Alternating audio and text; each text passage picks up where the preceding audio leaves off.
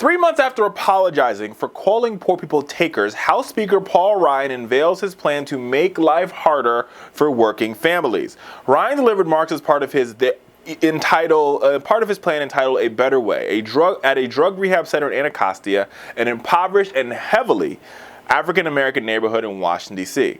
As part of his broader rollout for the Republican priorities this week, Ryan has become the leading voice in the Republican crusade against the welfare programs. In the past, he has blamed poverty for a culture of problems in the inner cities. He also says that black men are not thinking about work or learning the values of and culture of work. This is nothing new from Paul Ryan. Paul Ryan is a known, I wouldn't say known racist, but a known offender of African Americans and African American folk. And just poor people. He's one of those people like they just have a war. I mean, I know they talk about the war on women. Paul Ryan has a war on poor people. He really does.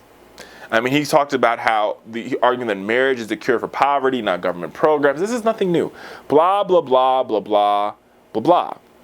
So now, as part of his new plan to fix poverty in America, in quotations, the centerpiece of the Better Way is a reward work, a get people off benefits and back to work as soon as possible. While this is generally a popular ideal, imposing stiff work requirements on welfare recipients tend to backfire. Under the current system, food recipients are still obligated to accept any job offer that they might get. But Paul Ryan wants to reinstate a system that would force people to spend 20 hours a week looking for work or lose their benefits by an arbitrary deadline.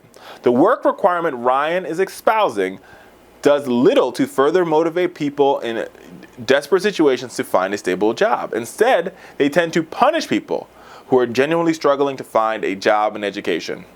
Now, this shouldn't surprise you. Now, here's the thing. When President Clinton and everybody clapped and talked about how great it was, created welfare reform in the 90s, it did not work, right? It basically put more people into poverty, right? By putting in these work requirements, right? Here's the thing.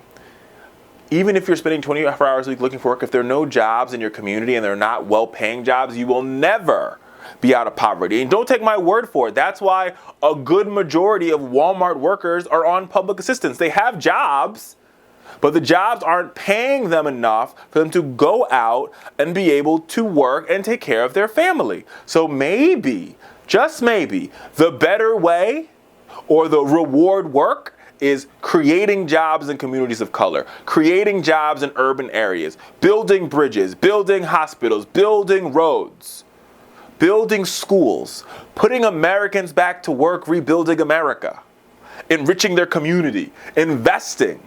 Not spending America, investing in their community. And when you put this money into the community, the returns are tenfold. But for Paul Ryan, his ways have already failed because they don't believe in this America. They don't believe in the ideal of helping people pull them, like I believe in pulling folks up by their bootstraps. But to some extent, America, if you have no boots or no straps, you can't pull yourself up. Some red state governors have already have already tried Ryan's anti-poverty experiment with disastrous results. Kansas Governor Sam Brownback was the first governor to reinstate the 20-hour work week requirement for able-bodied adults with no children. Shortly after the decision, 15,000, yes, America, 15,000 Kansans suddenly dropped off the food stamp roll. Brownback insisted these people relinquish their benefits or their own accords, even though the state economy and outlook and poverty rate remain unchanged. So poverty stayed the same in the state of Kansas, but 15,000 people went hungry in the process. This is mind-boggling to me. I am happy.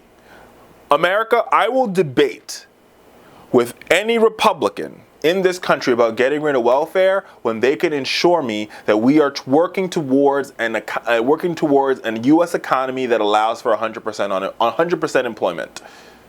When we're putting every American to work, we're making sure every American has a job and getting paid a living wage. If they will pass today a bill that would guarantee a living wage adjusted for inflation, and making sure the government is investing in every single American, either through education, through work training, or through an actual job, I will have a conversation with anybody about fixing our welfare system.